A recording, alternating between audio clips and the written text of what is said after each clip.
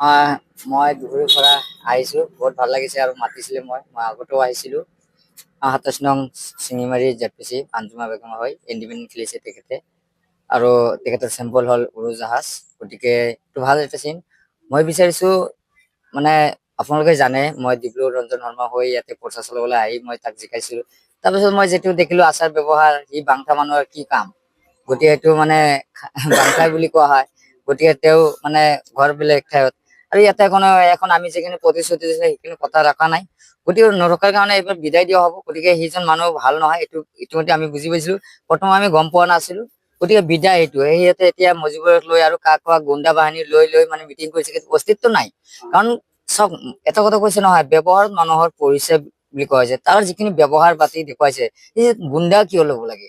গুণ্ডা লৈ প্ৰচাৰ চলাই মজিবুৰক লগাই দিছে, মজিবুৰৰ লগত গুণ্ডা বন্ধা লগাই গৈছে আমাৰ লগত। গতিকে আমি বিচাৰিছো কি, আঞ্জুমা বেগম কি বিচাৰিছে? শান্তিৰ মাজত বিচাৰিছে। আমি চামাগুৰি ৰাইজে বা শিঙিবাৰীৰ জেডপিচিৰ আউণ্ডাৰ ৰাইজে শান্তি বিচাৰিছে, আমি একেলগে। কিন্তু আগত এনেকুৱা পৰিবেশ দেখা আছিলো যে কংগ্ৰেছত যি ৰকিবুল মন্ত্ৰী আছিলে, মন্ত্ৰী থকাৰ সত্বেও একো কৰা নাই। আজি তেওঁ সমষ্টিত আহিব নোৱাৰে, আজি এনেকুৱা। গতিকে বেয়া মানুহে কিয় ভাল কাম কৰিলে তো আহিলেহেঁতেন, আজি বেয়া মানুহৰ কাৰণে অহা নাই। গতিকে ডিব্ৰু ৰঞ্জনৰ তেনেকুৱা হৈছে যে আমি তাক জিকাইছো, ইমান কষ্ট কৰিলো, তেখেতো আমাৰ ইয়াতে একো কৰা নাই।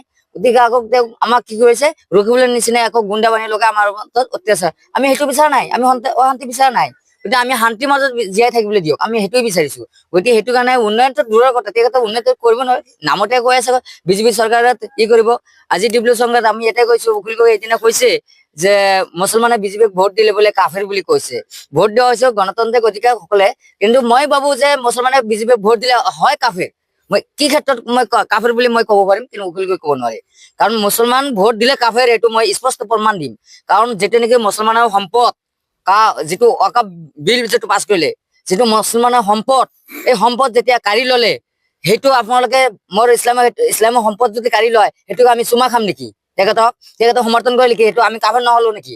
কবৰস্থান হওক, ঈদগাহ হওক, আমাৰ ইছলামৰ যিখিনি সম্পদ আছে সেইখিনি কাঢ়ি লব, সেইটো আমি সমৰ্থন কৰিম। সেইটো আমি কাফেৰ হলো না নাই? হয় নে নহয়? আমি সেইটো কাফেৰ, সেই ক্ষেত্ৰত আমি কাফেৰ বুলি কোৱা হওঁ। কিন্তু ভোট দিয়া বুলি কাফেৰ বুলি নহয়। ভোট গণতান্ত্ৰিক অধিকাৰ, প্ৰতিজন নাগৰিক অধিকাৰ আছে, দিব পাৰে। গতিকে আঞ্জুমা বাইদেউৰ জয় জয় ময় ময়, তেখেতে আচাৰ ব্যৱহাৰ নিশ্চয় দেখা পাইছে। গতিকে মানুহ চাওক, কিমান মানুহ গোট খাই আছে, সকলো ঠাইতে আছে। আমি এটা কথাই বুজাইছো যে বিজেপি চিজেপি দেখি লাভ নাই, কংগ্ৰেছ চাই লাভ নাই।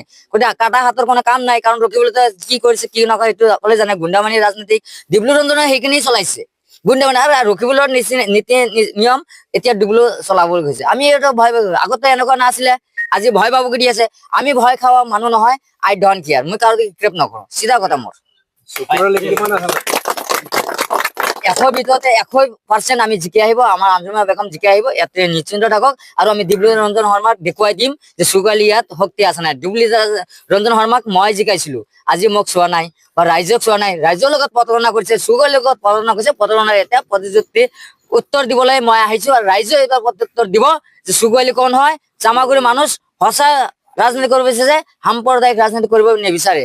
গতিকে এইটোৱে আমি বিচাৰিছো। মই ভয় নকৰো, মইতো জেলত গৈছো, এতিয়া গুলি খাবলৈ সাজু আছে। মই বুকু পাতি দিছো, আহক না। গুণ্ডা বাহিনী যদি আছে মোৰ লগত আহক, মই অসম ফিল্ডত আছিম। ক'ত যাব লাগিব গুণ্ডা বাহিনী? মই অকলে যাম।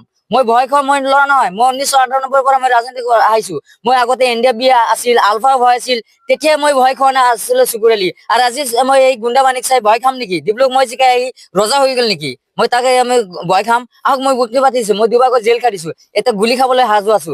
আমি সেইবিলাক গুণ্ডা চুণ্ডা ভয় নকৰো। আই ডোন্ট কেয়াৰ, এইবিলাক আমাক নৈতিকও ভয়। গতিকে এইটো গেট আউট অলৰেডি। নকৰে, এইটো চিধা কথা মোৰ। আই ডোন্ট কেয়াৰ, মই কাৰো ভয় নকৰো। মই গুলি খাবলৈ মই আছো। মই ভয় নকৰা, মই ৰাজনীতি কৰা মানুহ নহয় মই। গতিকে মই সাম্প্ৰদায়িক ৰাজনীতি নিবিচাৰো, মই শান্তিৰ ৰাজনীতি বিচাৰো। মিলি প্ৰীতি হিচাপে থাকে, মই শান্তি থাকিব লাগিব, এইটো মই বিচাৰিছো।